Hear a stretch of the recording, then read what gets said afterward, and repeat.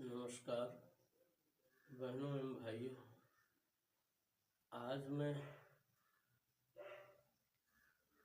सबसे चिंतनीय विषय जो पश्चिम बंगाल में प्रशिक्षु चिकित्सिका के साथ घटा है उसे लेकर के अपना विचार व्यक्त करना चाहता हूँ। ये उस महिला चिकित्सक के साथ घटी अमानवीय, पाशविक और दानवीय घटना का एक सामान्य रूप है, क्योंकि उस जैसी घटनाएं हमारे देश में अनवरत बढ़ती जा रही।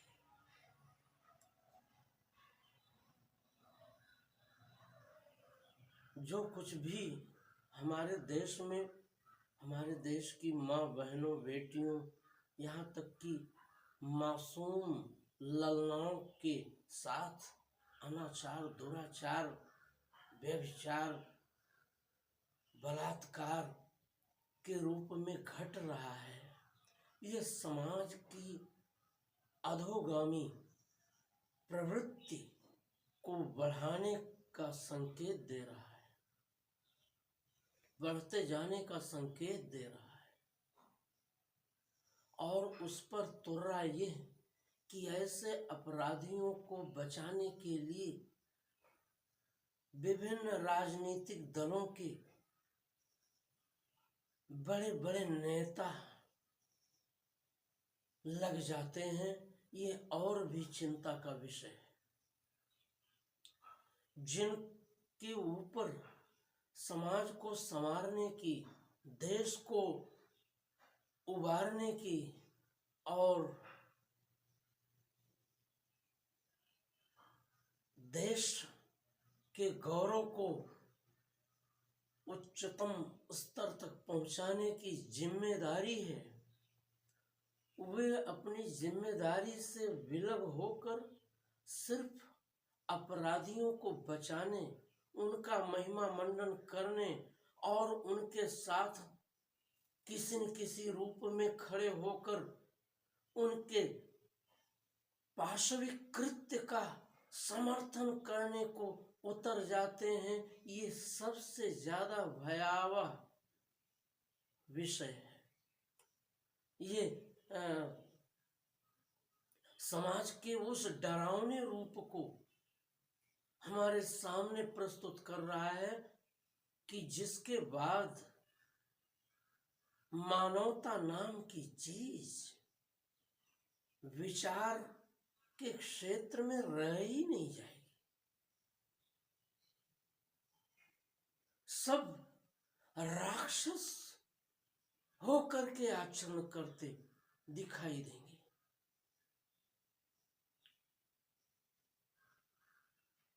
समाज को कौन रोकेगा?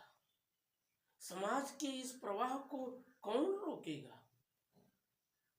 जो अध्ययन इस क्षेत्र में प्रस्तुत किए जा रहे हैं और जो अपराध हमारे पुलिस डिपार्टमेंट में दर्ज किए जा रहे हैं, उससे कहीं ज्यादा प्रसंग जो दर्ज ही नहीं किए जा रहे हैं, क्योंकि बहुत से लोग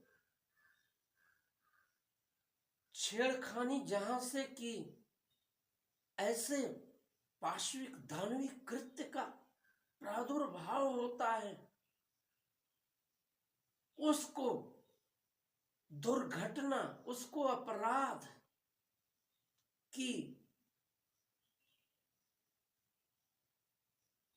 भयंकर स्थिति को मानने को तैयार ही नहीं है।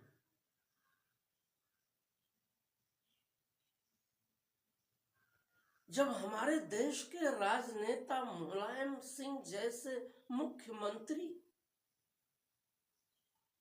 इससे संबंधित कठोर कानून बनाने के समय ये कहेंगे कि लड़के हैं, गलती हो जाती है, तो गलती का कितना भयावह रूप आगे बढ़ेगा, इस पर बहुत कुछ कहा जा सकता है।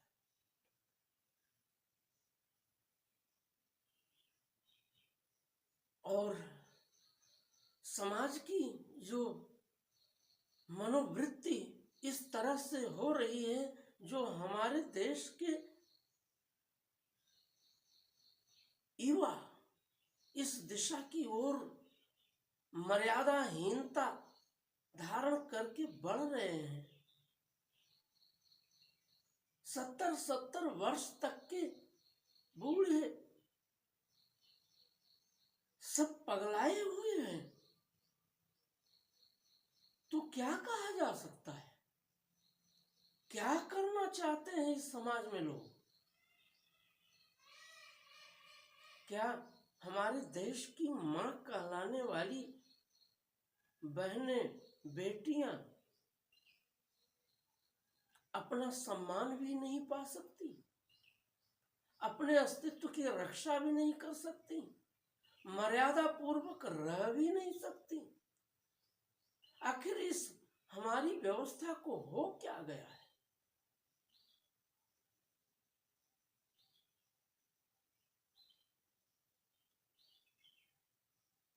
जो लोग बढ़ावा दे रहे हैं, जो लोग ऐसी घटनाओं को अंजाम दे रहे हैं, वे आखिर किस मनोवृत्ति के शिकार हैं? क्या उनको हम मनुष्य कह सकते हैं? क्या हम उनको सामाजिक कह सकते हैं? अगर उन्हें हम सामाजिक नहीं कह सकते, अगर हम उन्हें मनुष्य नहीं कह सकते, तो उनके साथ कानून की दृष्टि में मानवाधिकार की बातें क्यों की जाती हैं?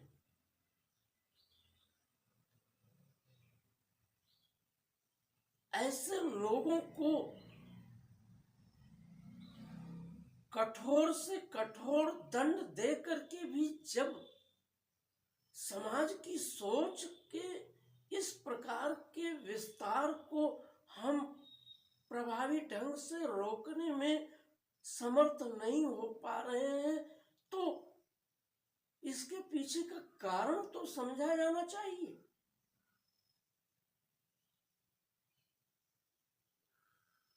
क्योंकि सचमुच में आज जो समाज अर्थात माता पिता कहलाने वाले लोग हैं,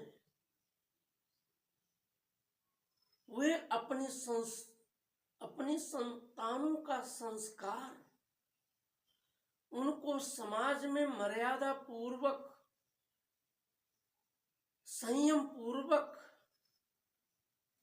आत्मगौरव पूर्वक रहने की प्रेरणा देने का कार्य या तो कर ही नहीं रहे,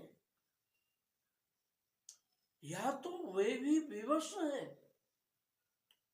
और या तो उन्होंने श्रेष्ठतम संतान पाने की आकांक्षा से नहीं, बल्कि व्यभिचार से मात्र संतान उत्पन्न करने का कार्य किया है। श्रेष्ठ, सुसंस्कारित, पवित्र, मर्यादित, आदर्श संतान पाने की आकांक्षा रखने वाला समाज अर्थात माता पिता, माता पिता ही वो मूल समाज है जो इस सब के लिए प्रथमतया उत्तरदायी है। अगर उसने इस पर चिंतन किए बगैर संतान को उपयुक्त और पवित्र समय में श्रेष्ठ मुहूर्त में, श्रेष्ठ तिथि में पाने की अभिलाषा से समागम का आचरण नहीं किया है तो वो माता पिता ऐसे इस प्रकार के स्वभाव वाली अपनी संतान से आदर्श या मर्यादा की आकांक्षा भी कैसे कर सकते हैं।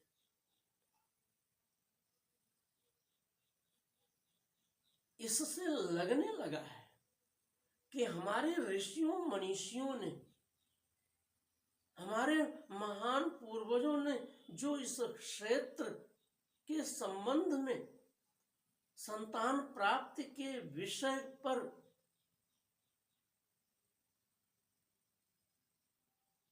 अपने सत्यान्वेषण के द्वारा, अपने सुविचारित अन्वेषण के द्वारा, अपने सुविचारित साधना के द्वारा विचार, चिंतन और दृष्टिकोण प्रस्तुत किया था, उसकी प्रासंगिकता आज बढ़ चली है।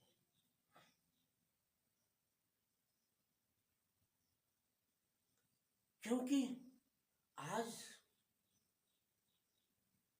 जो विवाहित जोड़े माता पिता बनने की पवित्र आकांक्षा के बिना सिर्फ व्यभिचार करने के लिए आमादा होकर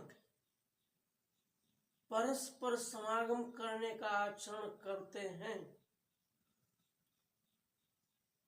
उनकी ही अधिकतम संतानें इस तरह के दुष्कृत्य के लिए विशेष उत्तरदायी हैं। मैंने किसी एक विचार विनिमय के वीडियो में ये बताने का कार्य किया है कि हमारे समाज की जो स्वाभाविक संरचना है, मर्यादित संरचना है, वो चार भय के अनुशासन में चला करती है। समाज भय, जिसमें उसके मूल माता पिता है, परिवार है, गांव है, संबंधी जन है, और उन सबसे संयुक्त रूप से बना हुआ ये समाज है, उसका प्रथम भय। उसके बाद धर्म का भय। क्या धर्मगत है, क्या अधर्मगत है, ये तो विवाह होने के अनंतर ही या उससे पूर्व ही ऐसे जोड़ों को सम्यक शिक्षित प्रशिक्षित करके बताया जाना चाहिए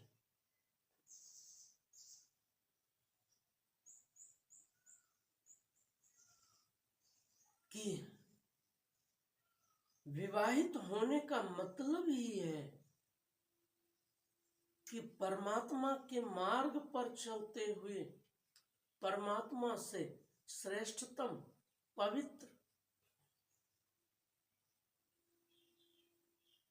अपना वंश प्रसाद प्राप्त करना।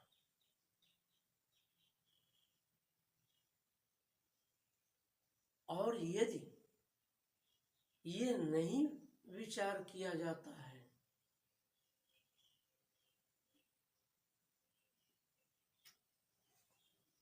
कि धारणीय कर्म एवं धर्म, धारण करने योग्य कर्मों को धर्म कहते हैं, और वे योग्य धर्म क्या है?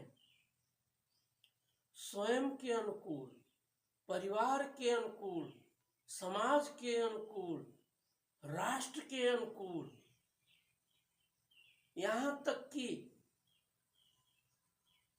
प्राणी मात्र के अनुकूल जो धारण करने योग्य, पवित्र, श्रेष्ठ, उत्तम कर्म है, उनको ही धर्म कहते हैं। और यदि ऐसे धर्म से अनुशासित हमारे आचरण नहीं हुए तो हम समाज में आदर्श, मर्यादित, सुसंस्कारित संतान नहीं, समाज को वस्तुतः खा जाने वाले राक्षस, दानव, सर्प, बिच्छू, गोंजर, अजगर को ही पैदा करने का कार्य कर रहे हैं। क्योंकि ऐसी संतानें केवल काया से मनुष्य दिखती भर हैं, लेकिन वो स्वभाव से दानवी, पाशविक, पशु भी बहुत स्तरों पर मर्यादित दिखाई देते हैं, उससे भी प्रचंड, उससे भी भयंकर, उससे भी त्रासदायी स्वभाव वाले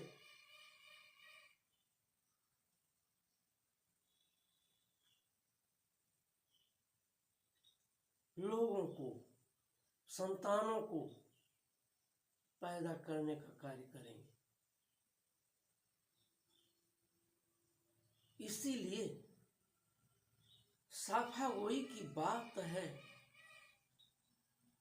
कि अगर ऐसी संतानें इस तरह की दानवी, राक्षसी, हिंसक प्रवृत्ति को अपना करके व्यभिचार परायण होकर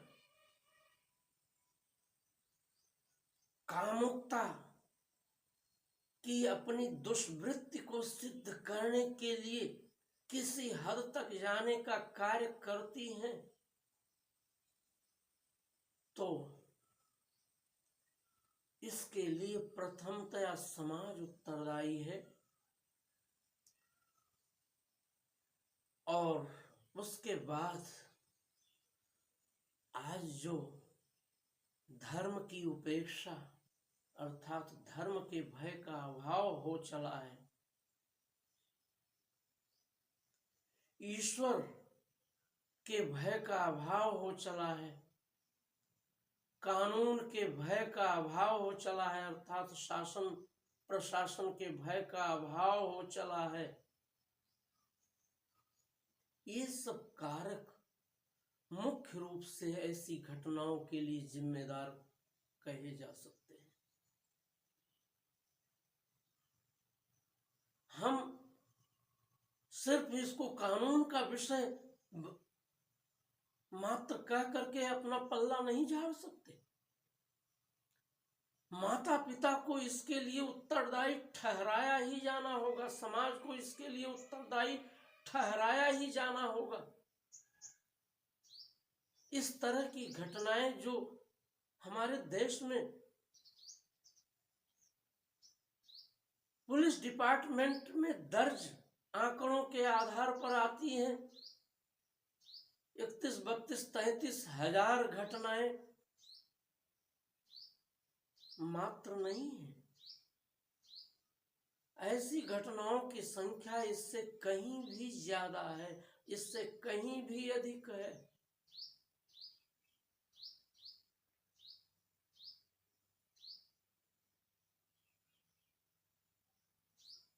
तो मेरा इस विषय पर यही कहना है कि जो अपने को इस भारत देश के, इस आदर्श भारत देश के सजग प्रहरी के रूप में समझते हैं, उनका प्रथम कर्तव्य है कि चाहे वे शिक्षक बनकर, चाहे वो समाज का मार्गदर्शक बनकर लोगों के भीतर इस विषय को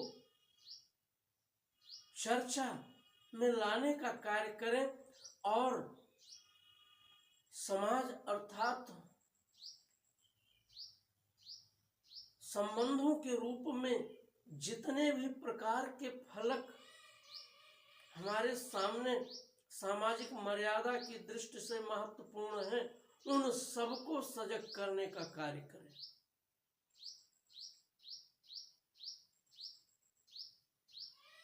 विद्यालयों में केवल कोर्स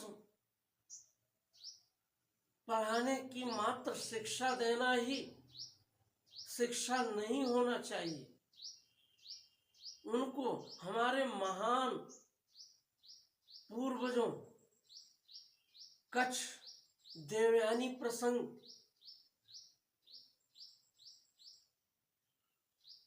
अर्जुन के इस क्षेत्र से संबंधित आदर्श प्रसंग और दूसरे हमारे महान ऋषियों के प्रसंग, राम के प्रसंग, बुद्ध के प्रसंग, महावीर के प्रसंग, नानक जी के प्रसंग, भगवान कृष्ण के मर्यादा की रक्षा से संबंधित प्रसंग, भगवान राम के मर्यादा से संबंधित प्रसंग, ये सब प्रारंभ से ही, शिक्षारंभ से ही विद्यालयों में अध्यापकों के माध्यम से बताया जाना चाहिए। अपने महान पूर्वजों के आदर्श चरित्र के गौरव का आख्यान परिवार से लेकर उच्च स्तर तक की शिक्षा के अवसरों में प्रतिदान के रूप में दिया जाना चाहिए। अन्यथा सिर्फ हम शासन प्रशासन पर क्षुब्ध होकर क्रोध करके मात्र रह जाएंगे, क्योंकि ऐसा तो नहीं हो सकता कि स्त्री पुरुष विभिन्न दायित्वों को शासन और समाज में संपन्न करने की दृष्टि से कहीं एक जगह न रहते हो। ऐसा नहीं हो सकता है कि किसी हॉस्पिटल में केवल महिला डॉक्टर ही हो, केवल महिला स्टाफ ही हो, और किसी अस्पताल में, किसी मेडिकल कॉलेज में केवल पुरुष डॉक्टर और पुरुष स्टाफ ही हो,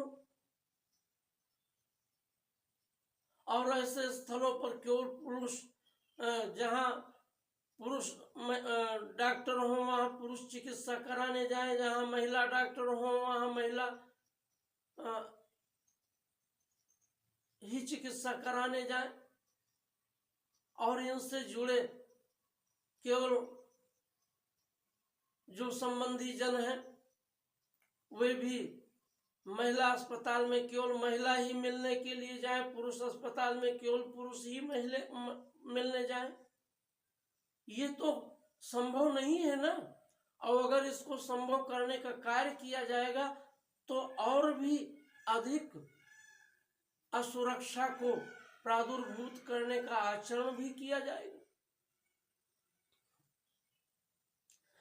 जब हमारी माँ बहन बेटियों के प्रति दुराचार, अनाचार, बलात्कार जैसे दुष्कृत्य बसों में घट जा रहे हैं, वाहनों में घट जा रहे हैं, मार्ग में घट जा रहे हैं, तो केवल शासन प्रशासन पर प्रश्नवाचक चिन्ह लगा करके चुप नहीं रहा जा सकता।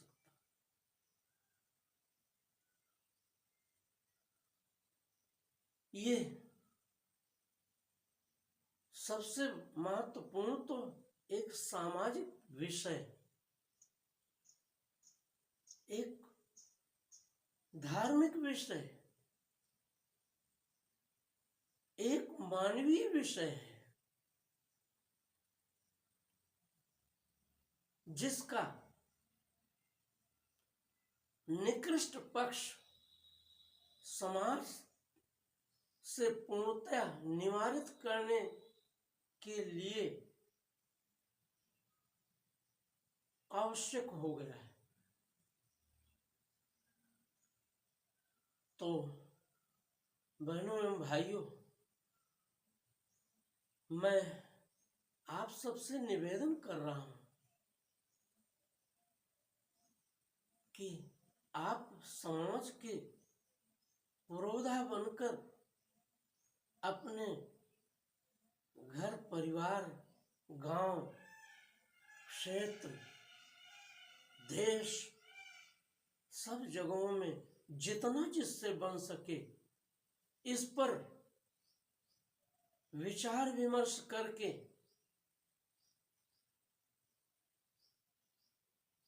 उस मर्यादा को स्थापित करने के लिए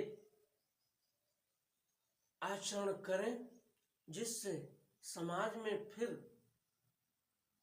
हमारी मां, बहन, बेटियों की अस्मत लूटी जाने से बच सके।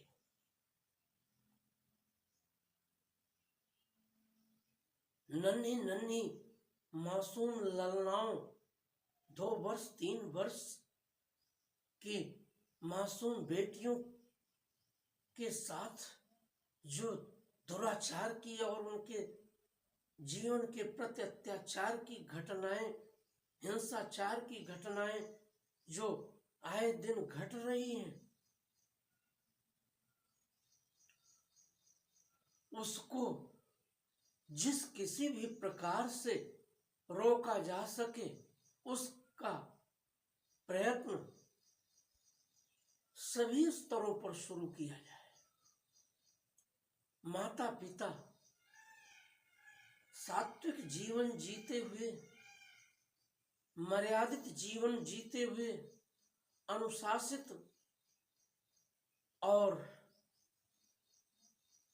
सुसंस्कारित संतान पाने के उद्देश्य से माता पिता बनने का आचरण करें। समस्त मर्यादा वृत्ति वहीं से शुरू होनी चाहिए, क्योंकि वहीं से ये बुराई भी पनप रही है। परमात्मा ने इस सृष्टि को व्यभिचार का क्षेत्र बनाने के लिए नहीं सृजा है।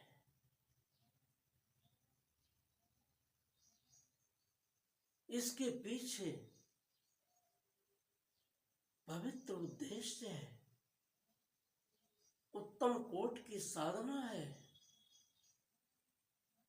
आत्माओं के जीवात्मा होने के अनंतर उसके कारण से जन्म जन्मांतर के बंधन से मुक्ति का मार्ग सुनिश्चित करने के लिए किया जाने वाला जो आव्यासिक साधना युक्त प्रयत्न है, योग संबंधी प्रयत्न है, ये सबसे महत्वपूर्ण है। इसका जो यथोचित ज्ञान विज्ञान है उसको शिक्षित प्रशिक्षित रूप में समाज को देने की आवश्यकता है।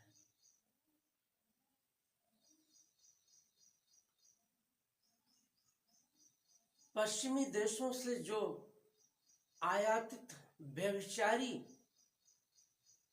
प्रवृत्ति है और उसके कारण से जो हमारे देश में दुष्प्रभावित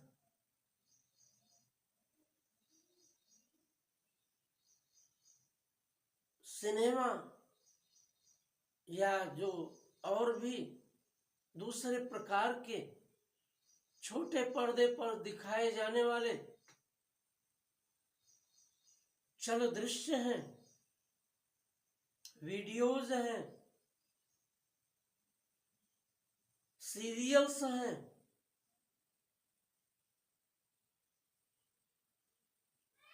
उनको भी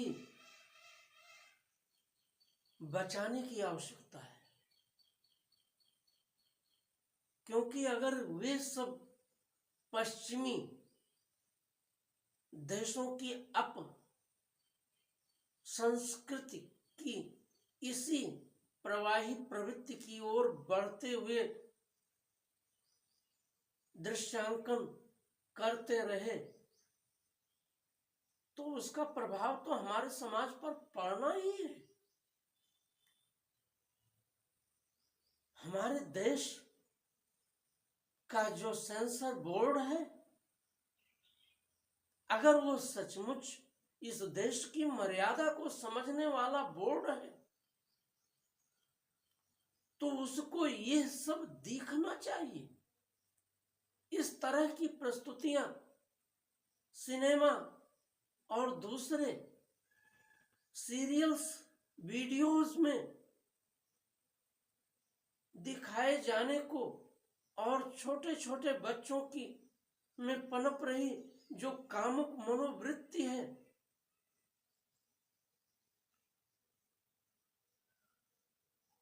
जो निकृष्ट अमर्यादित कामेष्णा है, उसको मर्यादित करके समाज को संवारने हेतु सामग्री प्रस्तुत किए जाने की आवश्यकता है। और ये कार्य सभी स्तरों पर किया जाना चाहिए। एक तरफ हम अश्लील दृश्यों को टीवी के माध्यम से, सिनेमा के माध्यम से, दूसरे और वीडियोज के माध्यम से परोसने का कार्य करते रहेंगे। मर्यादित वेश विन्यास के प्रभाव की उपेक्षा करते रहेंगे और दूसरी तरफ समाज में इस तरह के दुर्दांत दुष्कृत्य को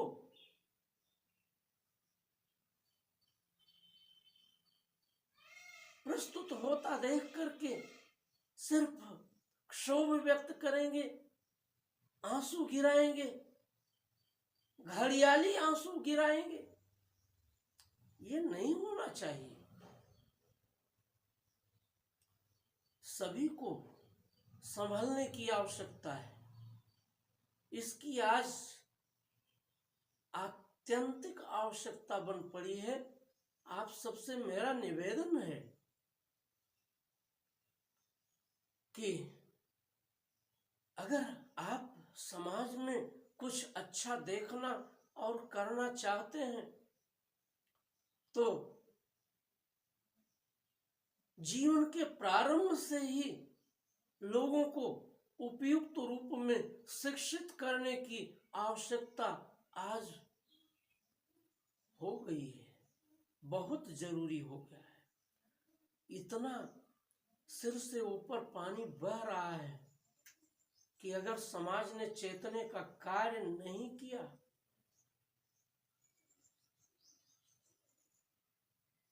तो इसके परिणाम निरंतर भयावह ही होते जाएंगे।